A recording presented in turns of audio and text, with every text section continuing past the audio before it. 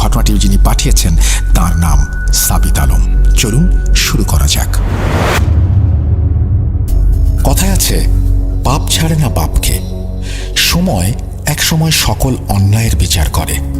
দুনিয়ায় করা অন্যায়ের ফল নাকি দুনিয়াতেই ভোগ করতে হয়, কিন্তু জরুরি না যে যেই ব্যক্তি অন্যায় করবে বা করেছেন সেই ব্যক্তিই তার করা অন্যায়ের ফল পাবেন।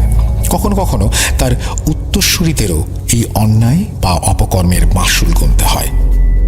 কেন একটি গ্রামের বহু পুরাতন বাড়ির চারপাশে 56টি মূর্তি দিয়ে ঘেরা? কিসের মূর্তি সেগুলো? কার অন্যায় লুকাচ্ছে? কি ছিল হাজার হাজার বছর আগের ইতিহাস? আসসালামু আলাইকুম রাসেল ভাই ও প্রিয় শ্রোতা বন্ধুরা, আমি সাবিত আলম লিখছি ময়মনসিংহ বিভাগ থেকে। আজ আমি আপনাদের সামনে একটি নতুন ঘটনা নিয়ে হাজির হয়েছি, যা আমি শুনেছি আমার পরিচিত এক আঙ্কেলের কাছ থেকে।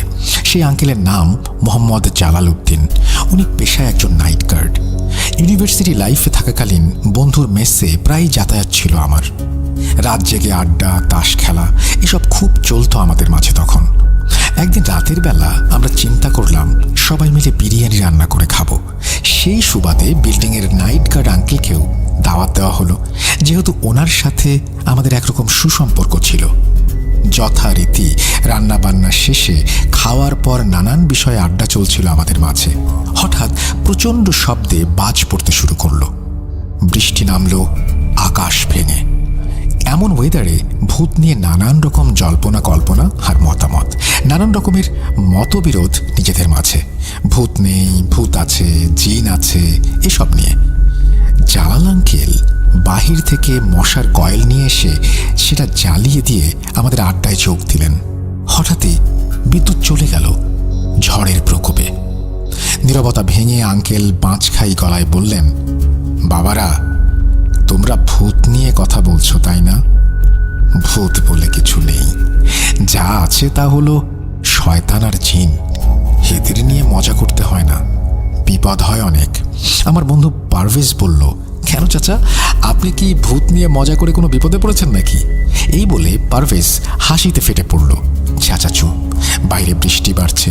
উনি লাইটার নিয়ে একটা বিড়িতে আগুন দিলেন আর বললেন, আমি কিন্তু বাবা মাস্টার্স পাস একটা লোক। দেশে চাকরির যে হাল জানোই তো, এজন্য ভাগ্যের ফেরে নাইট গার্ডের কাজ করি।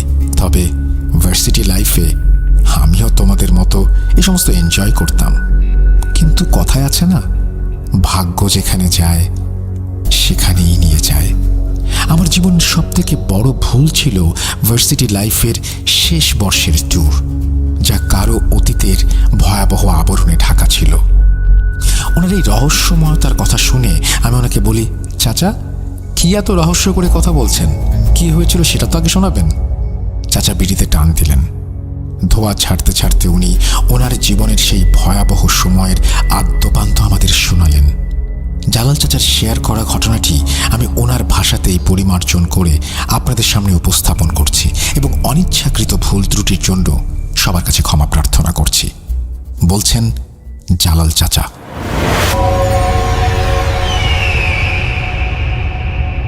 সাল 1995, ভার্সিটির শেষ বর্ষের শুরু। তৃতীয় বর্ষ কেবল শেষ করলাম। আমরা 4 বন্ধু, আমি জালাল, কবির, আসলাম ও হামিদ। আমরা ঠিক করলাম মনোরম কোনো একটা জায়গা থেকে ঘুরে আসব। আমাদের বন্ধু কবির বলল, আমাদের গ্রামের বাড়ি চল, একেবারে অজপাড়াগা, কিন্তু বিশ্বাস কর তোদের ভালো লাগবে। আমার দাদার পৈতৃক সম্পত্তির অভাব নেই, জমিদার ছিলেন উনি। ওনার জমিদারি আমলের বাড়িটাও দেখে আসতে পারবি, চোখ ফেরাতে পারবি না। যাবি? আমরা 3 জনই রাজি হলাম, কারণ একে তো মনোরম পরিবেশ, তার উপর জমিদার বাড়ি। কৌতূহল জাগছিল আমাদের মনে, কারণ কবির সেই জমিদার বাড়ি নিয়ে আমাদের সাথে এতই গল্প করেছিল যে একবার বাড়িটা না দেখলেই না। কবিরের যে কত শত গল্প, মজার গল্প, ভূতের গল্প। আবার ভাবলাম যে ভালোই হলো, কবিরের ভূতের গল্পগুলো কতটা সত্যি সেটাও জানা যাবে। প্ল্যান করার 3 দিন পর বাসের টিকিট কেটে আমরা বেরিয়ে পড়লাম কবিরদের গ্রামের বাড়ির উদ্দেশ্যে। বাসে কবিরের নানান রকমের রহস্য গল্প। আমাকে হঠাৎ সে বলল, ভাই, জমিদার বাড়িটা কিন্তু জাগ্রত, এই বাড়িটা কিন্তু অনেক কিছু দেখেছে, ভয় পাবি না তো? ওর সব কথাই স্বাভাবিক, কিন্তু এই বাড়িটা অনেক কিছু দেখেছে, এই কথাটা কেমন যেন রহস্যময় লাগলো আমার কাছে। হয়তো ইতিহাস তার পুনরাবৃত্তিতে আমাকে একজন চাক্ষুষ সাক্ষী হিসেবে রাখবে বলেই আমাকে সেই পথে টানছিল। সন্ধ্যাবেলায় আমরা পৌঁছালাম কবিরের গ্রামের বাড়িতে। ব্যাগ কাঁধে নিয়ে কবিরের বাবার ভিটেতে গিয়ে কড়া নাড়ল কবির। কবিরের মা বের হয়ে এসে কবিরকে দেখে ধাম করে দরজা বন্ধ করে দিলেন। কবির আমাদের দিকে তাকিয়ে অপ্রস্তুত এক হাসি হেসে ওর মাকে ডাক দিল। কবিরের মা দরজা খুলে বললেন, এখন এখান থেকে চলে যা, এখানে কেন আসছিস? তোর এখানে আসা নিষেধ, তুই সেটা জানিস না? কবির আমাদের 1 মিনিট আসছি বলে ঘরের ভেতরে গিয়ে তার মায়ের সাথে কথা বলে আমাদের ভেতরে নিয়ে গেল। বাড়িটা দেখে কোনোভাবেই জমিদার বাড়ি মনে হচ্ছে না। কবির বোধহয় আমাদের সাথে মশকরাই করেছে জমিদার বাড়ি নিয়ে। রাতের বেলা কবিরের ঘরের বিছানায় কবির ও হামিদ ঘুমানোর জন্য শুলো এবং আমি মেঝেতে বিছানা পেতে শুলাম আসলামের সাথে। আমি কৌতূহল বশত কবিরকে জিজ্ঞাসা করলাম ওর আম্মুর এরকম আচরণের কারণ। ও কিছু না বলে কবির আমাদের ঘুমোতে বলল। আমি কিছুটা কৌতূহল বশত কবিরকে বললাম, তোর দাদার জমিদার বাড়িটা কিন্তু বেশ মাটির তৈরি জমিদার বাড়ি, শৌখিন লোক ছিলেন বটে তোর দাদা। কবির বলল, এটা তো জমিদার বাড়ি না। সকালে নাকি সে আমাদেরকে নিয়ে তার দাদার বাড়িতে যাবে, এই বলে কবির ঘুমের সাথে সখ্যতা করে নিল। পরের দিন সকালে পাখিদের কিচিরমিচির ডাকে ঘুম ভাঙল আমার। দাঁত ব্রাশ করে রুমে এসে বসতেই কবির আমাদের খাবার ঘরে যাবার জন্য নিতে এলো। কবিরের আম্মু সেদিন গরুর মাংস আর চালের আটার রুটি করেছিলেন নাস্তার জন্য। কবিরের আম্মু রুটি দিতে দিতে আমাদের বললেন, বাবারা, কবির তোমাদের এখানে যে এনেছে এতে আমি আসলেই খুশি নই। কবিরের এখানে আসা মানা। ওর দাদাবাড়ি 2টা, এখান থেকে 5 কিলোমিটার দূরে ওর চাচারা থাকে, ওটাও কবিরদের দাদার বাড়ি। এক অঘটন ঘটার ফলে কবিরের দাদা এখান থেকে 5 কিলোমিটার দূরে জায়গা কিনে বাড়ি করে। তোমরা সেখানে গিয়ে থাকো, ওখানে যতদিন ইচ্ছা থাকো, কিন্তু এখানে থেকো না। কবিরের মায়ের কথা শুনে এবার কবির কিছুটা রেগে গেল আর বলল যে আমাদের তার দাদার জমিদার বাড়ি দেখাতে নিয়ে এসেছে আর এখানে এসে থাকবে। এটা তার বাবার বাড়ি, এখানে থাকতে কারো অনুমতি নেবার তার দরকার নেই। কবিরের আম্মু কিছুটা হতাশ হলেন। আসলাম কবিরের আম্মুকে জিজ্ঞাসা করল, কবিরের জন্য এখানে আসা বারণ কেন? কবিরের আম্মু কোনো উত্তর দিলেন না। খাওয়া দাওয়া শেষে আমরা 4 জন মিলে রওনা দিলাম জমিদার বাড়ি দেখতে যাবার জন্য। প্রায় 10 মিনিট হাঁটার পর জমিদার বাড়ির কাছে এসে পৌঁছলাম আমরা। জমিদার বাড়িটা দেখে আমার চোখ যেন ছানা বড়া। বিশাল জায়গা এবং বিশাল জায়গা নিয়ে দাঁড়িয়ে আছে সেই পুরাতন বাড়ি। বাড়ির কাছে যেতেই একজন প্রবীণ ব্যক্তি এসে কবিরকে দেখে বললেন, মালিক, আপনি এখানে? আপনার তো এখানে আসা বারণ, আপনারা ফিরে যান, আম্মাজানের অনুমতি ছাড়া আপনাদের ঢুকতে দিতে পারবো না মালিক, মাফ করবেন। কবির ওনাকে বলল যে এই বাড়ির উত্তরাধিকার সে, কারো নিষেধ মানতে সে বাধ্য নয়। এই বলে কবির আমাদের নিয়ে হন হন করে ভেতরে চলে এলো। সেই লোকটিও আমাদের সাথেই চলছিল। একটু এগোতেই দেখলাম একটি ছোট ঘর, যার চারপাশে অনেকগুলো মূর্তি। আমরা মূর্তিগুলো কাউন্ট করলাম, মোট 56টি মূর্তি একটি মাত্র ছোট ঘরকে ঘিরে। প্রবীণ লোকটি আমাদের বারবার বলেছিলেন আমরা যেন সেই ঘরের কাছে না যাই। কবির এমনিতেও সেখানে যেত না, কিন্তু বৃদ্ধ লোকটির কথা শুনে সে ইচ্ছে করেই সেই ঘরের কাছে যেতে লাগলো। লোকটি দৌড়ে কবিরের কাছে যাবার আগেই কবির দরজায় হাত দিল। দরজার 2 পার্টে গোল রিং লাগানো, পুরাতন দরজায় যেমনটা থাকে। রিং দুটোতে এক ঝাঁক তাবিজ ঝুলিয়ে একটি লোহার তালা লাগানো। কি রহস্যময় কাহিনী! কবির তাবিজে হাত দিতে গেলেই লোকটি কবিরের কাছে অনুনয় বিনয় করতে থাকে যেন কবির সেই দরজা না খোলে। কবির বলল, ওকে চাচা, খুলব না, তবে এই ঘরের ইতিহাস বলতে হবে আমাদের। কেন এত তাবিজ আর এতগুলো মূর্তি বা কিসের? অগত্যা সেই বৃদ্ধ লোকটি আমাদের একটি ঘরে নিয়ে বসলেন আর বলতে শুরু করলেন কবিরের দাদার আমলের জমিদার বাড়ির ইতিহাস। বৃদ্ধ চাচার কথাগুলো আমি ওনার ভাষাতেই বলছি। মন্ত্র সাধনা, তন্ত্রবিদ্যা, এইসব কালো জাগতিক বিদ্যার এক মহাসাক্ষী এই জমিদার বাড়ি। এই বাড়ির প্রতিটি জায়গায় শয়তানের পদচিহ্ন যেন খোদাই করে আঁকা।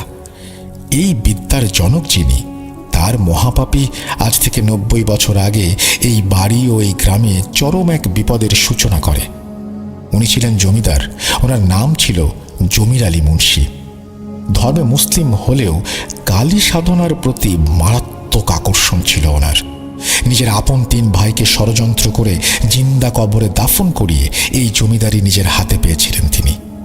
গ্রামের ইতিহাসে চরম ঘৃণিত এক ব্যক্তি, ক্ষমতা আর সম্পদের লোভে যে কোনো মানুষের ওপর তন্ত্রবিদ্যা প্রয়োগ করতে দ্বিধাবোধ করতেন না। গ্রামের মানুষ ওনাকে রাগ, অহংকার আর জৌলুসের জন্য এক নামে চিনতেন, কিন্তু ওনার এই তন্ত্রবিদ্যার কথা কেউ জানত না। জমিদারি বাড়াবার আর ক্ষমতা অর্জনের এক মহালোভ যেন তাকে গ্রাস করতে থাকে আস্তে আস্তে। একদিন ভোরবেলা গ্রামের এক বাড়িতে সকাল সকাল কিসের যেন শোরগোল। গ্রামের সবাই সেই বাড়ির দিকে এগোতে থাকলেন। বাড়িতে গিয়ে জানা গেল সেই বাড়ির অন্তঃসত্ত্বা স্ত্রীকে নাকি ভোর থেকে খুঁজে পাওয়া যাচ্ছে না। সারা গ্রামে হইচই পড়ে গেল। মুন্সি জমিদারকে বিষয়টি জানানো হলে উনি সেই ভুক্তভোগী পরিবারকে কিছু টাকা অনুদান দিয়ে জানান যে ওনার লেঠেল বাহিনীর মাধ্যমে উনি হারিয়ে যাওয়া মহিলাকে খুঁজে বের করে আনবেন। দিন মাস পার হয়ে যায়, ওনার আর কোনো সন্ধান পাওয়া যায়নি।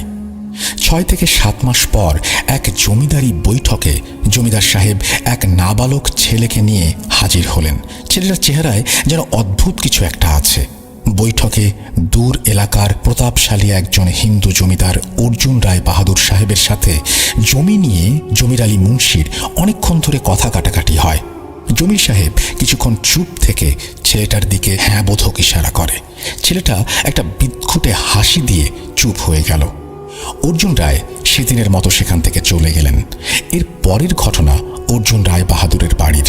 অর্জুন রায়ের ভাষ্য মতে সেদিন থেকে নাকি ওনার জমিদারিতে যেন কারো কুনজর লেগে যায়।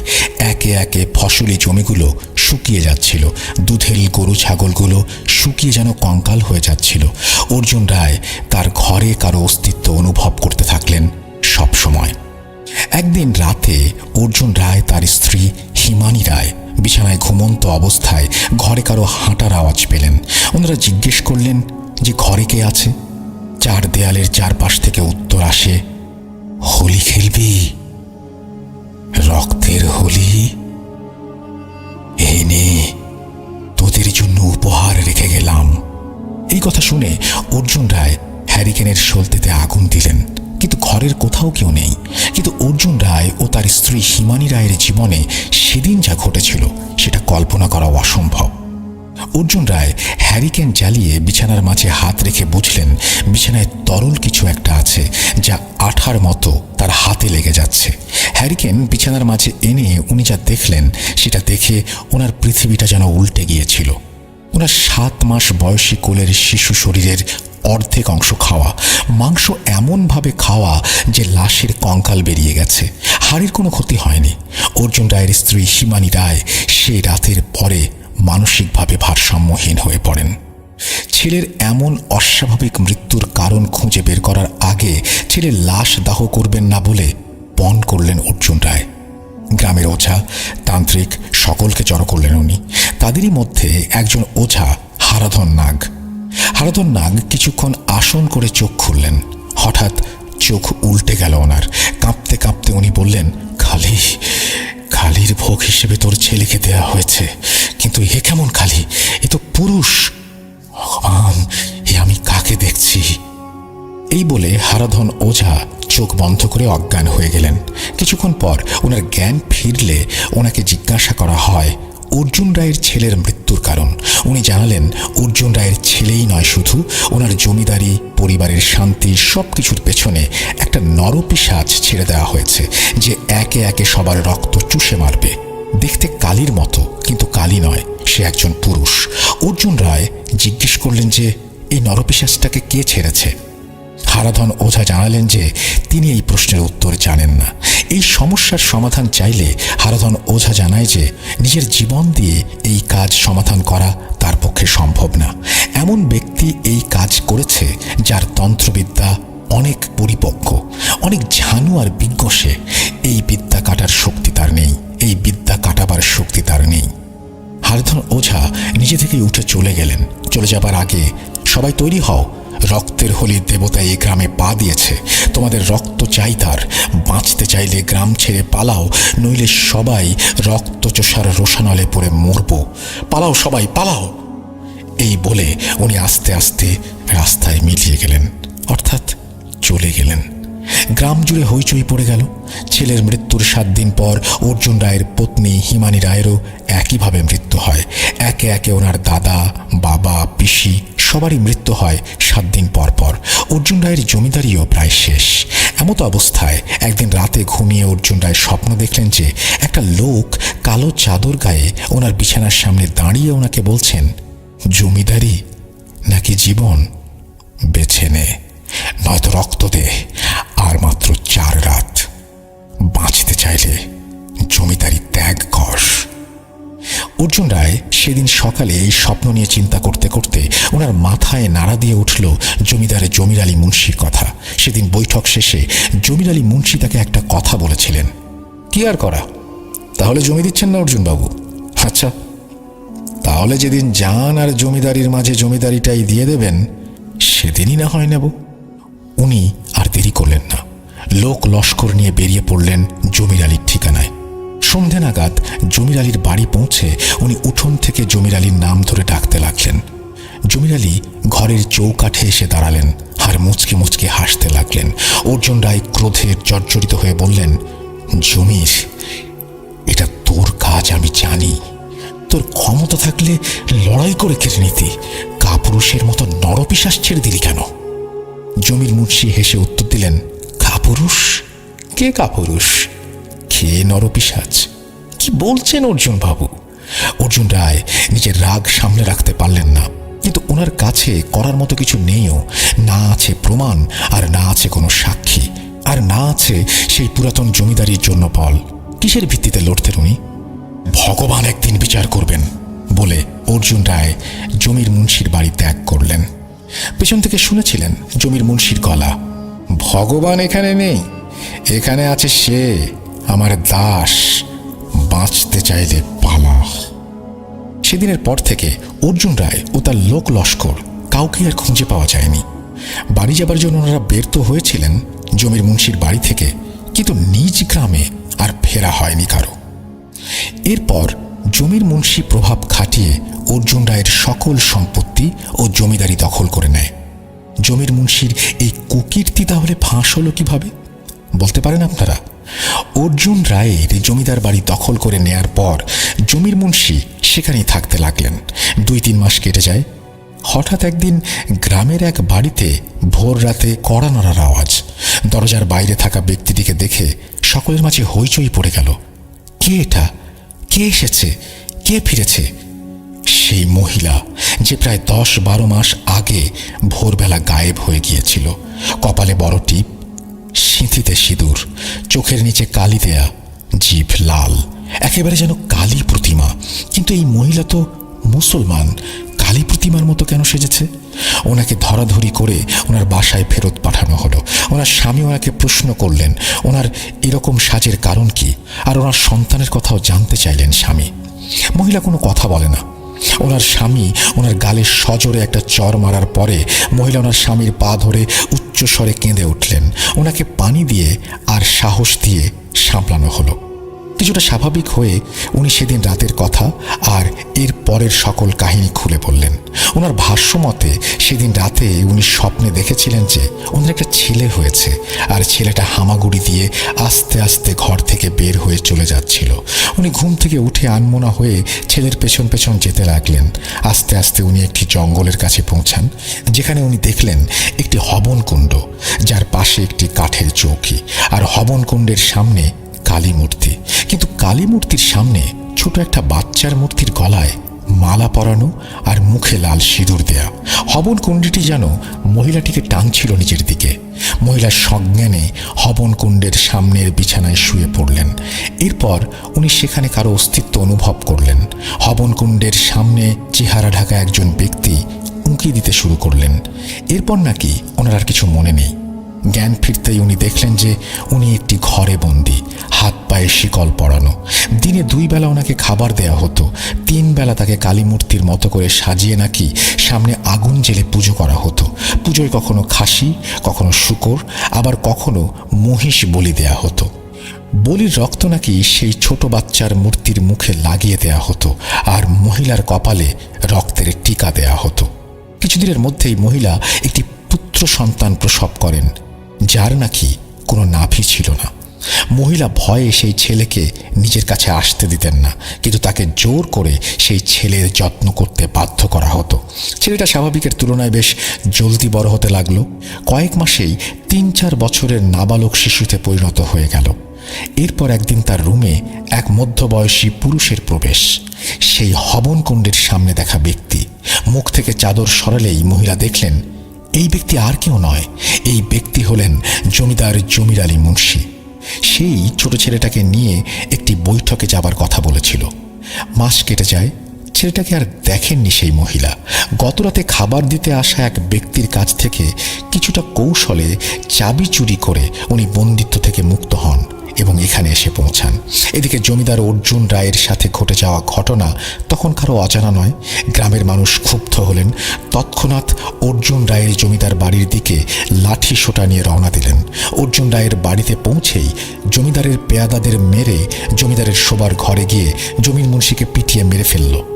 মৃত্যুর আগে জমির মুন্সি বলেছিল, আমার মৃত্যুর প্রতিশোধ নিষ্কৃত, গ্রাম উজাড় করে দিস। জমির মুন্সির মৃত্যুর পর তার লাশ টেনে হিঁচড়ে জঙ্গলে ফেলে দেয়া হয়। প্রতিশোধ নিতে যে দলটি গিয়েছিল অর্জুন রায়ের জমিদার বাড়িতে, সেই দল আর ফিরে আসেনি। কি হয়েছিল তাদের সেটাও কেউ জানে না। এরপর গ্রামে মহামারী লাগলো। একে একে গ্রামের পুরুষ মানুষেরা উধাও হয়ে যেতে লাগলো। 2-3 দিন পর জঙ্গলে তাদের লাশ পাওয়া যেত, কিন্তু লাশের ভেতর কোনো রক্তের ছিটে ফোঁটাও পাওয়া যায়নি। গ্রামের মানুষ গ্রাম থেকে পালিয়ে যেতে লাগলেন। জমিদারদের বংশধর করিম আলী মুন্সিকেও তখন মানুষ ঘৃণার চোখে দেখতে লাগলো। এদিকে গ্রামের মানুষের এই অবস্থা দেখে দয়ালু করিম মুন্সি নিজেকে ধরে রাখতে পারলেন না। গ্রামের মানুষের কথা ভেবে উনি দূর থেকে একজন মৌলবী সাহেবকে নিয়ে এলেন। একদিন সন্ধ্যাবেলা উঠোনে যেন হাজার মানুষের ভিড়। মৌলবী সাহেব আজ এর একটা হেনস্থা করবেন। গ্রামের বলশালী লোকেরা মিলে সেই ছোট ছেলেটাকে খুঁজে বের করে নিয়ে মৌলবীর সামনে আসনে বসালেন। কৃত্য নামের সেই শয়তান পিশাচকে উনি বন্দি করার কাজ করতে লাগলেন। কিন্তু এতদিন নরবলি পেয়ে কৃত্যর ক্ষমতা অনেক বেড়ে গিয়েছিল। মৌলবী সাহেবের সাথে থাকা 56টি জিন নাকি এই কাজ করতে গিয়ে মারা যায় এবং এরপর কৃত্যকে বন্দি করা হয়। বন্দি করার আগে করিম মুন্সিকে বলেছিল, তোর বাবা পাপী, তুই তোর বাবার রক্ত হয়ে আমার সাথে বিশ্বাসঘাতকতা করছিস। কথা দিচ্ছি, তোর বংশের প্রতিটা পুরুষকে আমি মৃত্যুর ঘাটে টেনে নিয়ে যাব, কথা দিলাম। ছেলেটা মারা যায়। এরপর তাকে এই ঘরের ভেতর কবর দেয়া হয়। এই 56টা মূর্তি, এগুলো কোনো মানব মূর্তি নয়, এগুলো হলো সেই জিনদের তাবিজ। 56টা জিনের তাবিজ, যেই তাবিজ এই কবরকে শান্ত রেখেছে। এই কবরের দরজা খুললে এই গ্রামের মহা সর্বনাশ হবে। তাই এই দরজা দয়া করে কেউ খুলবেন না আপনারা মালিক। এই বলে বৃদ্ধ কবিরের পূর্বপুরুষ জঘন্য অধ্যায়ের ইতিহাস শেষ করলেন। আমি কিছুটা কৌতূহলী হয়ে ওনাকে জিজ্ঞাসা করলাম, চাচা, অর্জুন রায়ের বাড়িতে গিয়ে যারা জমিদার মুন্সিকে মেরে ফেলেছিলেন তারা কেউ ফিরে আসেনি, তাহলে আপনি কি করে জানলেন যে তারা কিভাবে জমির আলীকে মেরেছেন? অর্জুন রায় জমির আলীর বাড়ি এসে শুধু এতটুকুই বলেছিলেন যে তার পরিবারের এই ক্ষতির জন্য জমির আলী দায়ী, কিন্তু অর্জুন রায়ের ছেলে বা পরিবারের কি হয়েছিল সেগুলো তো বলেননি উনি জমির আলীকে। তাহলে এগুলো আপনি কিভাবে জানলেন? আমার প্রশ্ন শুনে বৃদ্ধ ব্যক্তিটি হাসলেন আর বললেন, সময় হলে নাকি উত্তর পাওয়া যাবে। মাগরিবের আজান হচ্ছে। সেদিনের মতো আমরা ফিরে এলাম কবিরদের ভিটেতে। অনেক প্রশ্ন মাথায় ঘুরপাক খাচ্ছিল। লোভ, লালসা আর ক্রোধের বশবর্তী হয়ে মানুষ কত কিনা করে, আর এই চাচা কি সত্যি বলছে কিনা তাও বা কে জানে।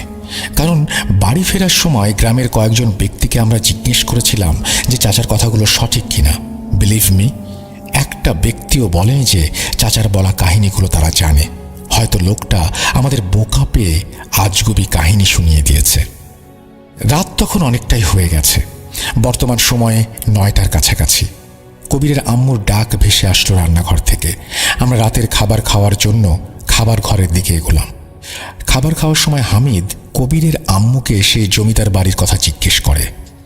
আন্টি জবাবে বললেন, সেই বাড়ি নাকি ফাঁকাই পড়ে আছে বহু বছর ধরে। পৈতৃক ওয়ারিশ সূত্রে এই জমিদার বাড়ির মালিক ছিলেন কবিরের বাবা মরহুম শরীফ আলী মুন্সি।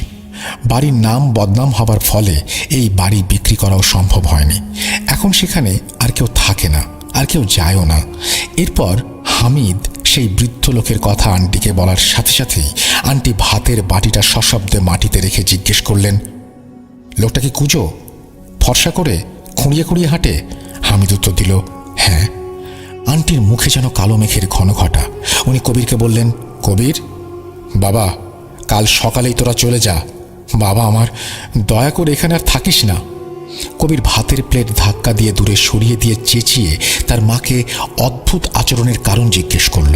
কবিরের আম্মু অনুনয় করেই যাচ্ছিলেন, কবির নাছোড়বান্ধা, হয় সত্যি বলবেন আন্টি, নয়তো আমরা এক পাও এখান থেকে বের হব না। কবিরের আম্মু শেষমেশ বললেন সেই বৃদ্ধের বিষয়ে ওনার যতটা জানা। ওনার ভাষ্যমতে সেই বৃদ্ধ নাকি করিম মুন্সির আত্মীয়, কিন্তু কেমন আত্মীয় সেটা কেউ জানে না। অদ্ভুত এক লোক উনি, কোথা থেকে এসেছেন, কি কাজ তার, সেটাও কেউ জানে না। তিনি নাকি করিম মুন্সির বাবা জমির মুন্সির সহযোগীও ছিলেন। জমির মুন্সি মারা যাবার সময় সেই বৃদ্ধের বয়স ছিল 13 বছর। এই বয়সেই নানান শয়তানি দিকে তার ভালোই পারদর্শিতা ছিল।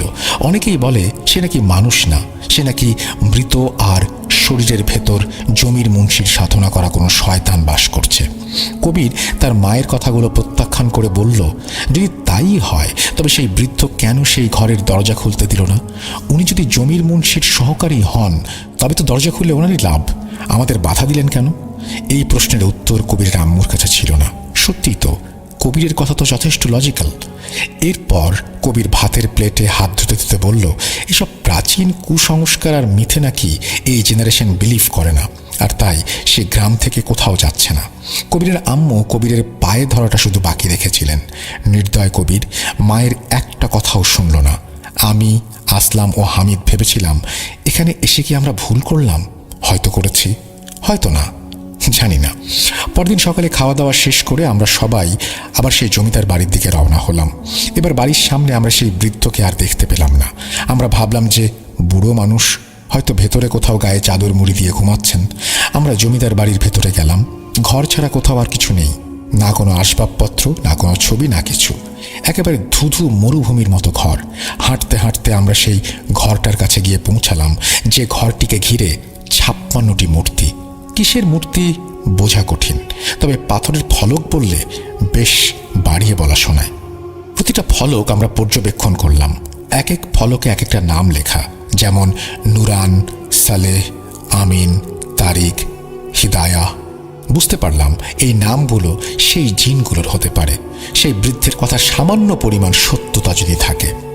আমরা ফলকগুলো ঘুরে ঘুরে নামগুলো পড়ছিলাম। এমন সময়ে ঘরের দরজায় ধাম করে এক বিকট আওয়াজ হলো। আমরা তড়িঘড়ি করে দরজার সামনে এসে হাজির হয়ে দেখলাম কবির সেই দরজা খুলে ফেলেছে, আর লোহার বিশাল তালাটি মেঝেতে পড়ে আছে।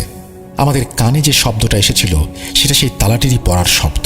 যদিও এসব বিষয়ে আমরা বিলিভ করি না, তবুও কবিরকে বললাম যে কাজটা সে একেবারেই ভালো করেনি।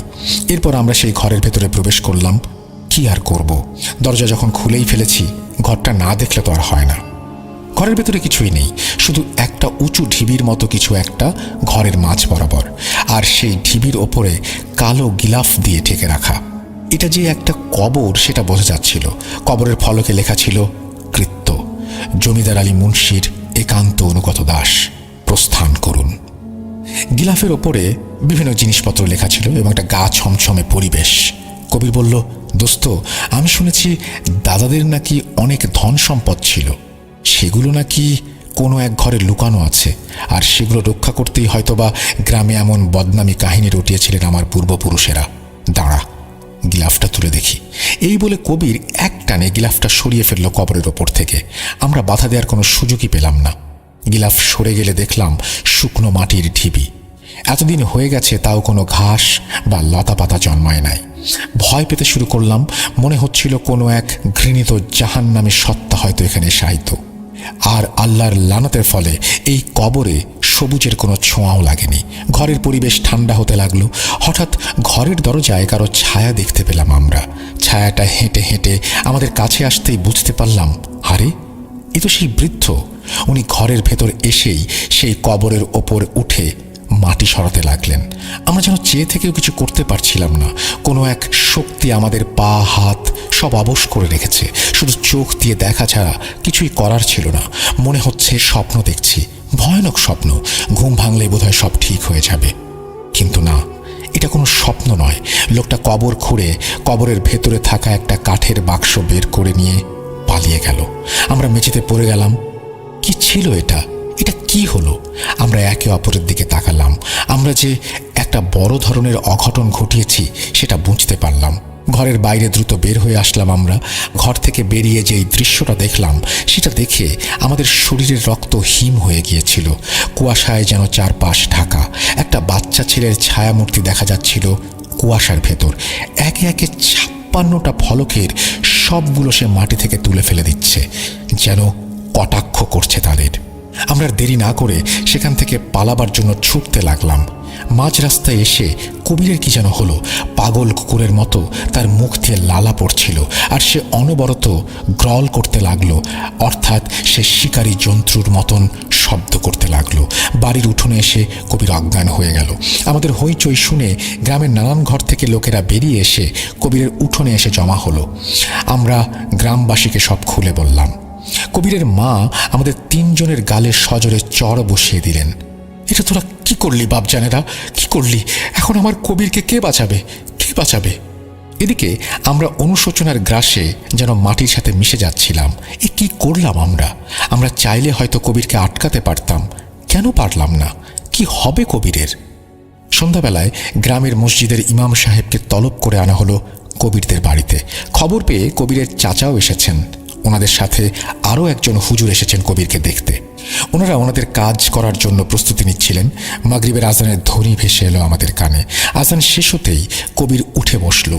জিভ বের করে কালী মূর্তির মতো চেহারা করে বসে রইল সে। হুজুর 2 জন কবিরের চারপাশে চক দিয়ে নানা নকশা আঁকলেন। এরপর কবিরের সামনে বসে জিজ্ঞেস করলেন কবিরের ভেতর কার বাস। কবির বলল, হোলি খেলবি? 56 জন জিন, মনে নেই? আরো 56 জন নিয়ে আয়। কৃত্যকে কেউ হারাতে পারবে না। আমি এই গ্রামের ওপর প্রতিশোধ নেব। তোরা যদি আমার রাস্তায় আসিস তো তোরাও জীবন দিবি। হুজুর 2 জন কবিরের কথার কর্ণপাত না করে ওনাদের যারা নানান রকমের দোয়া কালাম পড়ে কবিরের ওপরে কাজ অব্যাহত রাখলেন। কিছুক্ষণ পর একজন হুজুরকে দেখা গেল উন্মাদের মতো আসন থেকে উঠে গিয়ে কবিরের বাসা থেকে পাশের পুকুরে গিয়ে ঝাঁপ দিল। আরেকজন হুজুর নিজের কাজ করেই যাচ্ছিলেন তখনও। কয়েকজন গ্রামবাসী পানিতে ঝাঁপ দেওয়া হুজুরকে সেখান থেকে তোলার জন্য নেমে গেলেন। হঠাৎ হুজুরের জ্বালানো সকল মোমবাতি নিভে গেল। আমরা সবাই নড়ে চড়ে বসলাম। অন্ধকারে কিছুই দেখা যাচ্ছিল না। কবিরের আম্মু ঘর থেকে কুপিবাতি নিয়ে এলেন। কুপিবাতির আলোতে আমরা দেখলাম চরম এক অঘটন ঘটে গেছে। যে হুজুর কাজ করছিলেন উনি মেঝেতে পড়ে আছেন নিথর দেহে। ওনার হাত পা অস্বাভাবিকভাবে মুচড়ে দেয়া, মুখ হাঁ করা, তার চোখ বড় বড় করে খুলে আছে। মৃত্যুর ডাকে সাড়া দিয়ে উনি চলে গেছেন। ওনার চোখের কোণ থেকে ফোঁটা ফোঁটা রক্ত ঝরছিল। গ্রামবাসী যে যেদিকে পারে দৌড়ে পালাতে শুরু করলো। কবির কেমন যেন বিদঘুটে স্বরে হাসতে শুরু করলো। হাসতে হাসতে সে মেঝেতে শুয়ে পড়ল। আবার তার চোখ জোড়া যেন উল্টে গেল। কবিরের চাচারা আর আমরা 3 জন মিলে ধরাধরি করে কবিরকে ঘরে নিয়ে এলাম। গ্রামের সব থেকে বয়স্ক এক ব্যক্তি কবিরের বাসায় এলেন। উনি বললেন যে কবিরের আত্মা এখন কৃত্যের দখলে, সেই ছোট ঘরটায় বন্দী। কবির তার আত্মা দিয়ে সেই ঘর থেকে নাকি বের হতে পারেনি। সেখানে গিয়ে কৃত্যকে হারিয়ে কবিরকে ফিরিয়ে আনা সম্ভব না। তবে উনি একটা চেষ্টা করে দেখতে চাইলেন। উনি কবিরের ঘরে আমাদের রেখে বললেন, আমি আয়সা দরজা ধাক্কা না দিলে আর আমার গলার আওয়াজ না শুনলে তোমরা কেউ দরজা খুলবা না। এই বলে উনি চলে গেলেন দরজার বাইরে। বাইরে একটা হাসির ডাক শুনলাম আমরা। কিছুক্ষণ পর একটা বাজ পাখির ডাক শুনতে পেলাম। মনে হচ্ছিল সেই বাজ পাখিটা কবিরের বাসার চারিদিকে যেন বাসাটাকে কেন্দ্র করে ঘুরছে। হঠাৎ বাইরে থেকে ধপ করে কারো পড়ে যাবার আওয়াজ পেলাম। বাজ পাখিটাও একটা আত্মচিৎকার করে থেমে গেল। আমরা সবাই বাইরে বের হলাম দেখার জন্য যে কি হয়েছে। বাইরে গিয়ে যা দেখতে পেলাম, গ্রামের সব থেকে বয়স্ক লোকটি সেও হুজুরের মতো মৃত অবস্থায় পড়ে আছে। ওনার পাশে একটা বাজ পাখির মৃতদেহ, যার দেহে কোনো মাথা নেই। কবিরদের বাসায় উপস্থিত গ্রামে বাকি সদস্যরা বললেন এই বুড়ো লোকটির নাম আইনুল মিয়া, আর এই বাজ পাখি নাকি ওনার সাথে থাকা একজন জিন। গ্রামের মানুষকে অনেক সাহায্য করতেন তিনি একজন কবিরাজ ছিলেন এবং তিনি ছিলেন কৃত্যকে বন্দি করতে সফল হওয়া সেই মৌলবীর শেষ বংশধর। আর কোনো রাস্তা নেই। কি হবে কবিরের সাথে? কাঁদতে কাঁদতে আমরা কবিরের ঘরে প্রবেশ করি। বিছানায় শুয়ে আছে কবির। ওর পাশের অর্ধেক শরীরের হাড় দেখা যাচ্ছে, শুধু সাদা হাড়, কোনো মাংস নেই। কবির চিরতরে বিদায় নিল। এরপর সেই গ্রাম থেকে কবিরের পরিবার ও গ্রামের অনেকেই বিদায় নিতে থাকলেন। অ্যাডভেঞ্চার ও চরম আগ্রহের বশবর্তী হয়ে আমরা হারাই আমাদের বন্ধু কবিরকে। গ্রামের এমন অবস্থা হয়েছিল যে কবিরের জানাজায় সামিল হয়েছিলেন কেবলমাত্র 6 জন ব্যক্তি। কবিরের 3 চাচা ও আমরা 3 বন্ধু। বাকি সবাই কে কোথায় গেছেন কেউ জানে না। কবিরের মৃত্যুর পর কবিরের আম্মু মানসিক ভারসাম্য হারিয়ে ফেলেন। কবিরের লাশ দেখেই তার এই ভারসাম্যতা হারায়। কবিরের চাচারা কবিরের আম্মুকে নিয়ে ওনাদের ভিটেতে ফিরে যান। এরপর ভয়ে ও লজ্জায় তাদের আর কোনো খোঁজ নেওয়া হয়নি। আমাদেরকে জমিদার বাড়ির কাহিনী বলা সেই ব্যক্তিটি কে সেটাও জানা হয়নি। উনি আজও আমাদের কাছে এক অভেদ্য রহস্য হয়ে আছেন। আল্লাহ হাফেজ। এই বলে জালাল চাচা ওনার বন্ধু কবিরের নির্মম পরিণতির ঘটনাটি শেষ করলেন। আমাদের ঘটনা বলা শেষ করে উনি একটি বিড়িতে আগুন দিয়ে হেঁটে হেঁটে মেসের রুম থেকে বেরিয়ে যাচ্ছিলেন আর হালকা স্বরে কবিতা ওড়াচ্ছিলেন। মাটির মানুষ মাটিতে গেছে, আপন ছেড়ে মৃত্যু তুমি আসলে পরে মেনে নেব হেসে। আমরা মেসে অবস্থানরত বন্ধুরা যেন একে একে ঘোর থেকে বের হলাম। জমিদার বাড়ি, গ্রাম, শয়তান আর মৃত্যু, পাপ কখনো বাপকেও ছাড়ে না। হয়তো জমির মুন্সির পাপের ফল তার পরবর্তী প্রজন্মের শেষ বংশধর কবির চাচা ভোগ করেছেন। প্রিয় শ্রোতা বন্ধুরা, এই ছিল আপনাদের জন্য আমার সংগ্রহ করা আজকের ঘটনা। ঘটনাটি ভালো লাগলে আমি আপনাদের প্রতি কৃতজ্ঞ। আর যদি ভালো না লেগে থাকে আমি করজোরে ক্ষমা চেয়ে নিচ্ছি। কষ্ট করে ঘটনাটি পড়ে শোনানোর জন্য ধন্যবাদ জানিয়েছেন তিনি আমাকে। যাই হোক, এই বলে তিনি তার ঘটনা শেষ করেছেন। এখানে আমার কয়েকটা প্রশ্ন আছে। আমার প্রথম প্রস্তাব হচ্ছে এই ঘটনাটির অবশ্যই আরও একটি পর্ব আসা উচিত, যেখানে কতগুলো বিষয় পরিষ্কার করা উচিত, যে উত্তরগুলো আমি এখনো পর্যন্ত পাইনি বলেই আমার ধারণা। প্রথম কথা, বিশ্ববিদ্যালয়ের শেষ বর্ষে তারা সেই জমিদার বাড়ি দেখতে যান। কবির তার বাবা মার কাছে জমিদার বাড়ি সম্পর্কে ঘটনাগুলো শোনেনি কেন? মানে কোনোদিন কি বলা হয়নি? এলাকাবাসী কেউ এই ঘটনাগুলো জানে না কেন? বা কবির মাস্টার্স শেষ বর্ষে এসে এক অপরিচিত বা এক অলৌকিক বা কি বলবো, যে অন্য জগতের কারো কাছ থেকেও বলতে পারি সেরকম একজন মানুষের কাছ থেকে গল্পগুলো শুনলো কেন? তার পরিবারের ইতিহাস তো তার আগেই জানার কথা ছিল। এইটা আমার প্রথম প্রশ্ন। এই প্রশ্নটা আমার মনে হয় যে পরবর্তীতে এই প্রশ্নের উত্তর ক্লিয়ার করা উচিত। যিনি ঘটনা বলছিলেন, কবিরের বন্ধু অর্থাৎ জালাল চাচা, তিনি বলেছিলেন যে তার জীবনে একটা পরিবর্তন বা মোড় ঘুরে গেছে। তিনি মাস্টার্স পাশ করেও যে সিকিউরিটি গার্ড, তার একটা বিশাল কারণ সেই লাস্ট ট্যুর। সুতরাং এই ঘটনাটি তার জীবনে কিভাবে প্রভাব ফেলেছে সেটাও আমরা একটু জানতে চাই, যে কিভাবে তার জীবনটাকে এলোমেলো করে দিয়েছে। এই ব্যাপারগুলো নিয়ে আমার যদি মনে হয় যে এই ঘটনাটিকে দ্বিতীয় অংশ প্রকাশ করা যায়, তাহলে আমার মতো লিসেনাররা উপকৃত হবে। আপনাকে অনেক ধন্যবাদ সাবিত আলম, আপনি চমৎকার একটি ঘটনা আমাদের সাথে শেয়ার করেছেন। ঘটনাটি আমরা যখন শুনছিলাম তখন নিশ্চয়ই আমরা সেই জমিদার বাড়িটিকে অবলোকন করেছি, আমরা সেই সময়টাকে অবলোকন করেছি, আমরা হয়তো ওই সেই প্রত্যেকটা ক্যারেক্টারকে হয়তো আমরা নতুনভাবে অবলোকন করেছি, কখনো কখনো নতুন নতুন অনেক কিছু হয়তো আমরা আবিষ্কার করেছি। আপনাকে অসংখ্য ধন্যবাদ সাবিত আলম। আবারও আপনার ঘটনার অপেক্ষায় থাকলাম। আমরা চলে যাব আমাদের পরবর্তী ঘটনায়।